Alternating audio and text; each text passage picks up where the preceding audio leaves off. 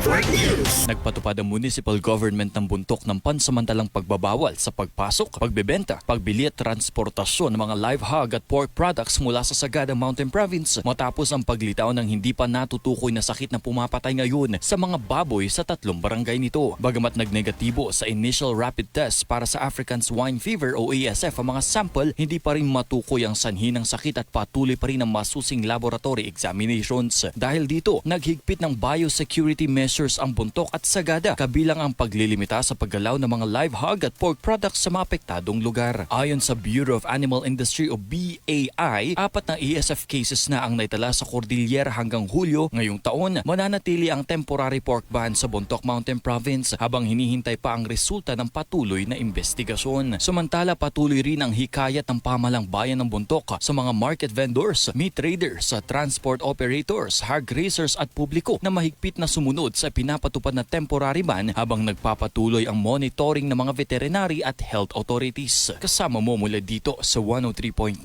IFM Baguio. Ito si Idol Noli Salio. Tatak, RMN. RMN Network News.